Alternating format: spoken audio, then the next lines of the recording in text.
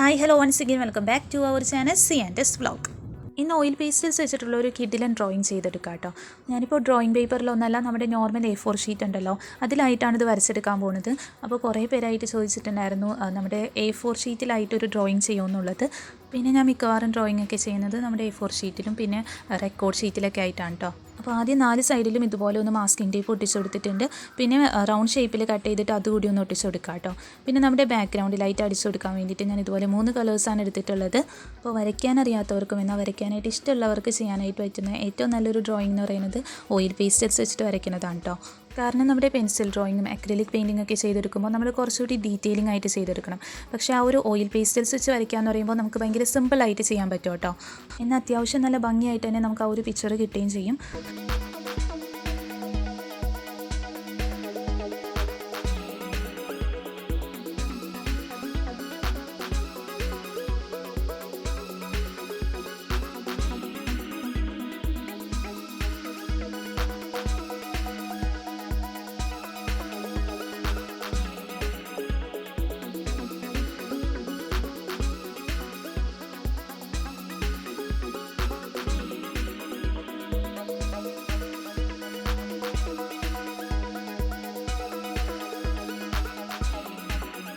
പിന്നെ ആ ഒരു ഷീറ്റിൻ്റെ താഴേക്കുള്ള ഭാഗത്തായിട്ട് നമുക്ക് ഇതുപോലെ ബ്ലാക്ക് കളർ വെച്ചിട്ടൊന്ന് വരച്ചെടുക്കാം കേട്ടോ.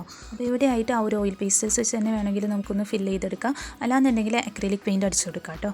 ഞാനിപ്പോൾ ഓയിൽ പേസ്റ്റൽസ് തന്നെയാണ് അടിച്ചു കൊടുക്കുന്നത്. പിന്നെ അതിന് മുകളിലുള്ള ബാക്കിയുള്ള ഭാഗത്തൂടി നമുക്ക് ആ ഒരു റെഡ് കളർ വെച്ചിട്ടൊന്ന് അടിച്ചെടുക്കാം കേട്ടോ.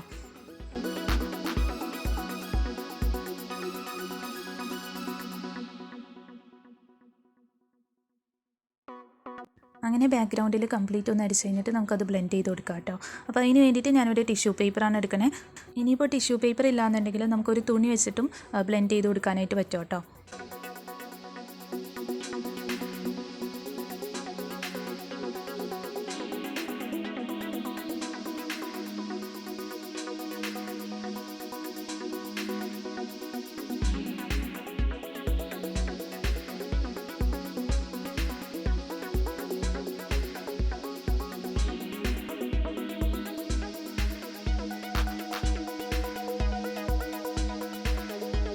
അങ്ങനെ ബ്ലെൻഡ് ചെയ്ത് കഴിഞ്ഞിട്ട് ആ പെൻസിൽ വെച്ചിട്ട് ഞാൻ ഇതുപോലെ ഒരു പിക്ചറിൻ്റെ ഔട്ട്ലൈൻ വരച്ച് കൊടുത്തിട്ടുണ്ട്.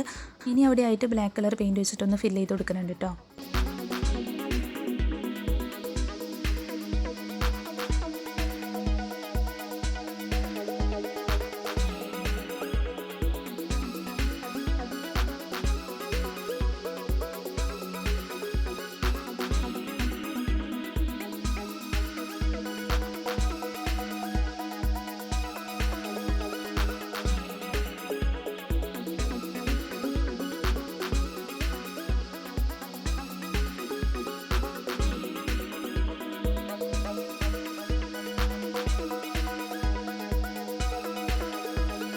പിന്നെ അതിന് പുറമേ ആയിട്ട് ഞാൻ ഹാർട്ട് ഷേപ്പിൽ ഔട്ട്ലൈൻ ഒന്ന് വരച്ച് കൊടുത്തിട്ടുണ്ടായിരുന്നു. അപ്പോൾ അവിടെ ആയിട്ട് നമ്മൾ വൈറ്റ്നർ വെച്ചിട്ട് ഇതുപോലെ കുറച്ച് ഡോട്ട് ഇട്ട് കൊടുക്കുന്നുണ്ട് കേട്ടോ.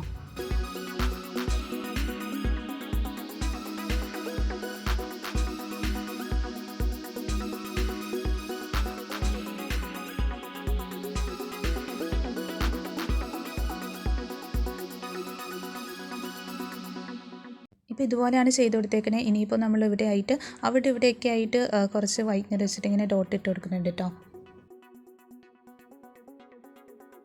പിന്നെ ആ ഒരു ബ്ലാക്ക് കളർ അടിച്ചു കൊടുത്തിട്ടില്ലേ, അവിടെ ആയിട്ട് നമ്മൾ ബ്ലാക്ക് കളർ പെയിൻറ്റ് വെച്ചിട്ട് ഇതുപോലെ കുറച്ച് പുല്ലിൻ്റെയൊക്കെ രീതിയിലൊന്ന് പെയിൻറ്റ് ചെയ്ത് കൊടുക്കുന്നുണ്ട്.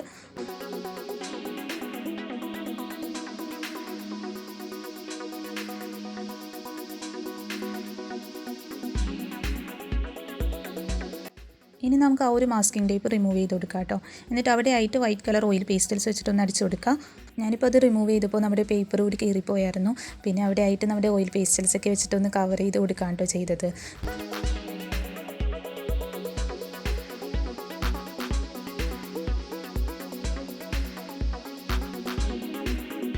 അങ്ങനെ അങ്ങനെ നമ്മുടെ ഡ്രോയിങ് പരിപാടി ഏകദേശം കംപ്ലീറ്റ് ആയിട്ടുണ്ട്.